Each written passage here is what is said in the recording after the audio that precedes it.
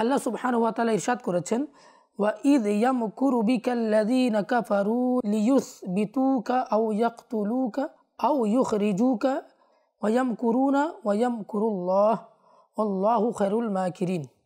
আল্লাহ সুবহানাহু ওয়া তাআলা বলছেন যে হে হাবিব, আপনি স্মরণ করুন যখন বিধর্মীরা যখন আপনাকে বন্দী করতে চেয়েছিল, অথবা আপনাকে হত্যা করতে চেয়েছিল, অথবা আপনাকে দেশ ত্যাগের জন্য বাধ্য করেছিল এবং তারা ষড়যন্ত্র করছিল, আর আল্লাহ সুবহানাহু ওয়া তাআলা গোপন কৌশল অবলম্বন করছিলেন, আর আল্লাহ তাআলা গোপন কৌশল অবলম্বনকারীদের মধ্যে সর্বশ্রেষ্ঠ। প্রতারণা কাকে বলে? প্রতারণা কি? তো আসুন মাদানী চ্যানেলের দর্শকবৃন্দ, আমরা প্রথমে প্রতারণার সংজ্ঞা জেনে নিই। প্রতারণা বলা হয় এমন কাজ যা সম্পাদনকারীর অভ্যন্তরীণ ইচ্ছা প্রকাশের বিপরীত হয়ে থাকে।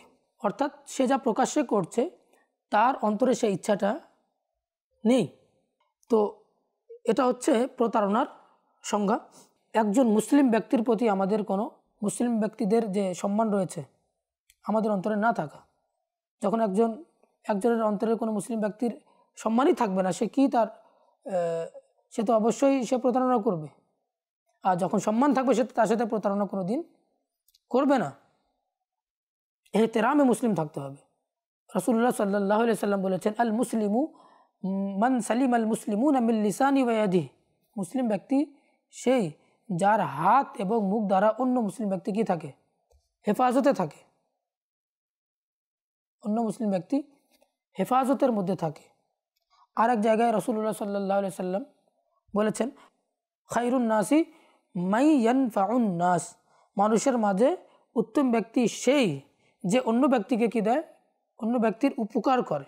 তো মাদানী চ্যানেলের দর্শকবৃন্দ, আমরা আজ থেকে আমরা নিয়ত করে নিই, আমরা কাউকে আমাদের দ্বারা যেন কেউ প্রতারিত না হয়, আমাদের দ্বারা যেন কেউ কষ্ট না পায়, আমাদের হাত দ্বারা আমাদের মুখ দ্বারা কেউ যেন কষ্ট না পায়। আর আমরা আমাদের অন্তরের মধ্যে আল্লাহ তাআলার ভয় নিয়ে আসি,